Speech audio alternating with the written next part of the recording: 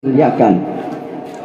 Islam menempatkan posisi orang yang berilmu pada posisi yang mulia, sebagaimana Allah berfirman di dalam Al-Quran surah Az-Zumar ayat 9. A'udzu billahi minasyaitonir rajim. Bismillahirrahmanirrahim. Qul hal yastawil ladzina ya'lamun walladzina la ya'lamun innama yatadzakkaru ulul albab. Katakanlah, apakah sama orang yang mengetahui dengan orang yang tidak mengetahui? Sebenarnya hanya orang yang berakal sehat yang dapat menerima segala pelajaran. Hadirin Dewan Hakim yang saya muliakan, dalam keilmuan Islam, penghormatan ataupun ta'zim terhadap seorang guru benar-benar telah dipraktekkan, dan ini menjadi kunci kejayaan peradaban Islam. Hal ini bisa kita lihat dari contoh-contoh yang telah dilakukan oleh orang-orang yang mulia, sebagaimana di dalam kisah sahabat Rasulullah sallallahu alaihi wasallam, yaitu Ali bin Abi Thalib, yang mana Rasulullah menamakan sebagai babul ilmi, pintu daripada ilmu. Ali bin Abi Thalib mengatakan, ana abdun man 'allamani harfan wahidan insya'a ba'a wa insya'a istaraqa.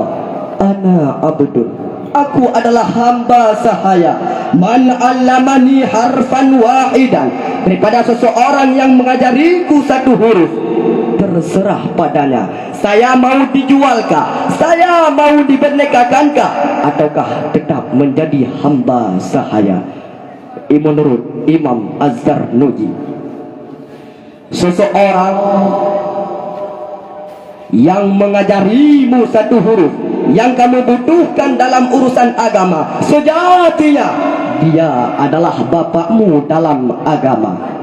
Hadirin Dewan Hakim yang saya muliakan, seorang penuntut ilmu harus mencari ridha gurunya, meninggalkan semua kemurkaannya, melaksanakan semua perintahnya, selama itu bukan maksiat, karena tidak ada ketaatan kepada makhluk dalam rangka bermaksiat kepada Allah Subhanahu wa ta'ala. Mengenai hal tersebut berkaitan dengan sabda Nabi sallallahu alaihi wasallam, sesungguhnya seburuk-buruk manusia adalah orang yang meninggalkan agamanya demi mengincar dunia orang lain dan dengan bermaksiat kepada Sang Pencipta.